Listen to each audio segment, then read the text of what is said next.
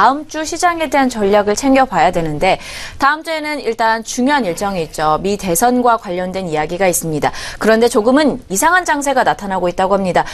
원래는 좀 대선을 앞둔 일주일 전에는 상승 가도가 나타났었는데 이번에 뉴욕 증시는 좀 하락세가 나타난다 이런 얘기고 있고요. 주요 일정들 좀 체크해 주시면서 시장 전망을 좀 해주실까요?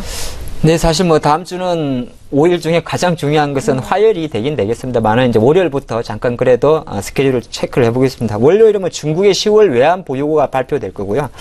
이제 화요일인데 미국이 이제 대통령 선거를 하죠. 미국은 우리나라와 조금 다릅니다. 선거 방식이. 각 주별로 선거인단을 먼저 투표를 하게 되고 그 선거인단이 12월 달에 다시 한번 이제 대통령을 투표를 하는. 결과론적으로 선거인단이 투표가 곧 대통령 선거다 그렇게 보시면 좋을 것 같은데 승자 독식제예요. 이게 뭐냐 하면 각 주별로 선거인단에 대한 투표를 합니다. 그래서 그 선거인단이 먼저 나는 힐러리, 나는 트럼프 이렇게 먼저 줄을 서요. 근데 그 사람들한테는 우리가 미국 시민들이 투표를 하는 것인데 이게 몰표 방식이라 그래가지고 승자 독식제입니다. 그러니까 어떤 특정한 주에서 힐러리 쪽으로 만약에 민주당이 투표를 더 많이 받게 되면 나머지 선거인단 표까지 싹 가져가는 표입니다.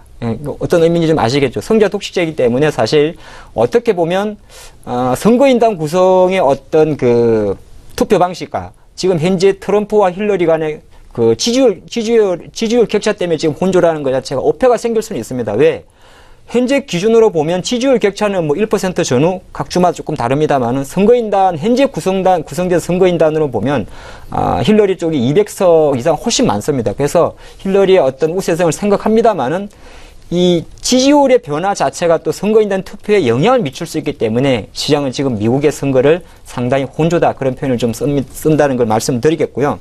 일단 보니까 우리가 사실 미국 선거까지 세세히 알 필요 없습니다만 워낙 이슈가 크니까 당연히 그러면 이제 선거인단이 많은 주에서 투표를 많이 얻는 당이 유리하겠죠. 미국 같은 경우는 그 순수로 보니까 캘리포니아주, 뉴욕주, 펜실베니아, 텍사스 이 순으로 실제로 선거인단 구성이 가장 많다. 그렇게 좀 말씀드리면서 다음 주는 화요일 날 요새 뭐 조금 나라도 시끄러우니까 미국의 선거를 보면서 또 미국의 선거 제도도 참 체크하는 그런 하루가 됐으면 싶겠고요.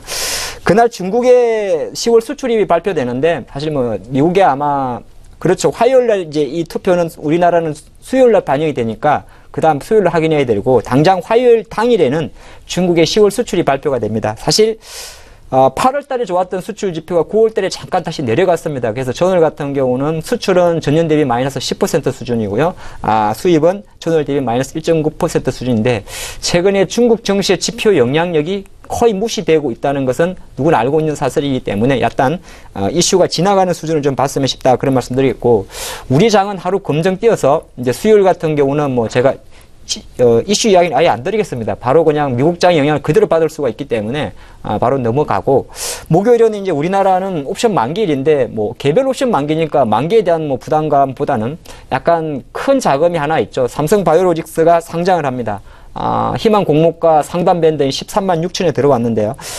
사실 조금 말이 많습니다. 2조 원 정도의 삼성바이오로직스가 상장을 하는데 실제적으로 기관 경쟁률은 한 295대 1 정도가 나왔었는데 일반 공모가 비싸서 그런지 모르겠습니다. 아니면 시장이 안 좋아서 그런지는 모르겠습니다만은 그 45대 1 정도면 상당히 좀 낮은 공모율인데 과연 목요일 날 삼성바이오로직스가 어느 정도 주가를 받쳐주는지 사실 지금 시장에서 셀트리온의 어떤 상대적 강세도 삼성바이오로직스 상장에 대한 기대감을 가져간다 그렇게 보시면서 다음 주 목요일은 일단은 그래도 뭐 우리나라 주식시장 관점에서는 삼성바이오로직스 상장이 조금 이슈지 않나 그렇게 볼 수 있을 것 같습니다. 그리고 금요일은 뭐 제가 판단할 때는 오펙 월간 석유 보고서가 발표되는데 글쎄요 이제 보통 월간 석유 보고서에서는 뭐 원유의 산유량이라든지 하루 생산량을 발표를 하게 되는데 일단은 뭐 우리가 많이 생각하는 것만큼 큰 폭의 변화보다는 과거 지나간 달입니다. 그러니까 지난 10월 달에 월간 보고서니까 그것을 확인하는 수준으로만 그치면 되겠다 그런 말씀 드리겠습니다. 네, 마지막으로 위클리 업종 살펴보도록 할게요. 다음 주에 어떠한 업종에 우리가 주목을 좀 해보면 좋을까요?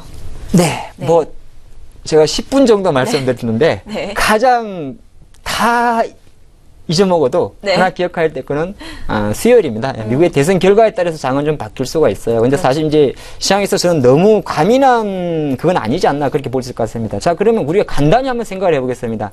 지금 시장에서 바라는 거는 그래도 힐러리 클린턴 후보가 당선이 되게 되면 민주당이 그대로 지금 오바마의 정부를 이어가면서 물론 오바마의 생각과 힐러리는 조금 다르긴 합니다만은 그래도 그대로 시장 친화적이면서 뭐 신재생 에너지라든지 고용에 대한 상당히 긍정적인 시그널을 기대하죠. 근데 사실 이거가 마냥 또 호재냐 꼭 그렇지만 않습니다. 일단은 최근에 물론 되돌림은 있을 수가 있겠죠. 워낙 이제 투표가 끝났다는 대한 역시나 힐러리 후보가 당선이 됐구나 이에 대한 안도렐이 있을 수 있습니다만은 바로 바통 터치가 12월 금리 인상에 대한 부담감으로 가기 때문에 반등은 하되 또 반등은 어느 정도 제한적이지 않을까. 하지만 중요한 것은 반등이라는 글자에 좀 무게를 실어주겠고요.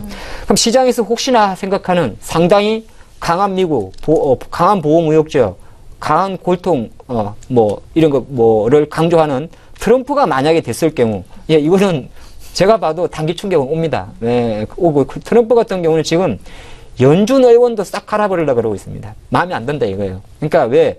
트럼프는 상당히 어떻게 보면 우리 표면적으로 비추는 게 좀 너무 공격적인 이야기를 하지 않습니까? 그래서 과거 미국의 FMC라든지 FRB가 약 달러를 용인한 것을 상당히 싫어하는 사람입니다. 그래서 트럼프 같은 경우는 가끔 보면 제가 이야기할 때도 앨런 의장 교체하겠다고 그런 말도 서슴찮게 하는 사람이기 때문에 전체를 봤을 때는 트럼프가 됐을 경우에는 일단은 단기적으로 충격은 오는데 또 다른 한편으로는 저는 두 사람이 다 되든 간에 결과론적으로는 제가 똑같은 이야기를 했지 않습니까?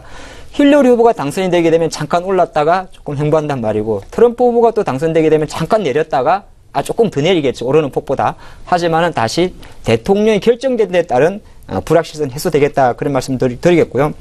그런 관점에서 봤을 때 우리 장 같은 경우는 일단은 저는 우리나라의 지금 전국 불안보다는 사실은 이거는 해결이 조금 되긴 어려운 내용이죠. 여러분들 많이 아시겠지만 지금 우리나라의 정세가 해결 분위기를 가는 건 아닙니다만은 아무래도 글로벌 시장 기준으로 수요일 정도의 미국의 대선 그림이 나온다면 어느 정도 시장은 방향을 잡힐 것이고 지금 연기금도 개선의 언론에 이야기를 하고 있습니다. 중소형주 대략 1조 원 그리고 중대형주 8조 원 정도는 우리는 충분히 베팅하겠다는 이야기를 국민연금에서는 계속 언급하고 있는데 일단 중요한 것은 그건 들어와야 들어오는 건데 그들이 들어온다면 어떤 섹터를 들어오냐면 남아있는 섹터가 금리 부담이기 때문에 고성장주, 화장품이나 제약주는 좀 힘들 수가 있습니다. 그래서 반등이 만약에 오더라도 철저하게 실적 대비해서 많이 빠져있는 저평가주, 저PBR주 정도만 저가 매수를 좀 공략해야 된다. 그래 볼 수가 있겠습니다.